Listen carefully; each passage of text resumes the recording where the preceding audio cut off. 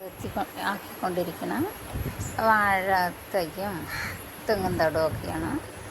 എപ്പോഴും ഞാൻ ഇതിലിടയ്ക്കിടയ്ക്ക് മണ്ണൊക്കെ കൂട്ടിക്കൊടുത്ത് ചാലൊക്കെ തോണ്ടി വൃത്തിയാക്കും. ഇടയ്ക്ക് ചേച്ചിയാണ് വീഡിയോ ഒക്കെ എടുക്കുന്നത്.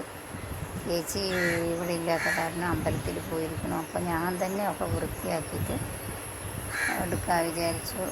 അതിൻ്റെ ഇടയിൽ ചേച്ചിയാണെങ്കിൽ കുരുവിക്കും കാക്കയ്ക്കും ഒക്കെ ഭക്ഷണങ്ങൾ എന്തെങ്കിലുമൊക്കെ കൊടുക്കും. പഴമോ ഇഡ്ഡലിൻ്റെ തുണ്ടോ ഇഡ്ഡലിയോ എന്തെങ്കിലുമൊക്കെ കുരുവികൾക്ക് കൊടുക്കും.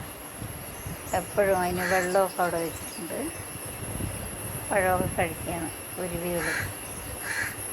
എന്തെങ്കിലുമൊക്കെ വൃത്തിയാക്കി തൊടുകയൊക്കെ വൃത്തിയാക്കുമ്പോൾ എപ്പോഴും ചെത്തിപ്പോര് വൃത്തിയാക്കുകയൊക്കെ ചെയ്യും. കുരുവികൾക്ക് ഒരു ഓറഞ്ച് കൊണ്ട് വെച്ച് കൊടുക്കണം. ഒരു ഓറഞ്ച് പഴം എല്ലാം. കാക്കയും വരും, ബിസ്ക്കറ്റൊക്കെ കൊടുക്കും കാക്കയ്ക്ക്.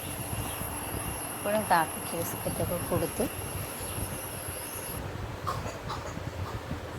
ഇത് വൃത്തിയാക്കിയതാണ്. ഇത് വൃത്തിയാക്കി ചേച്ചി വീഡിയോ എടുക്കാനില്ലാത്തത് കാരണം ഞാൻ തന്നെ വൃത്തിയാക്കിയതിന് എടുത്താണ്.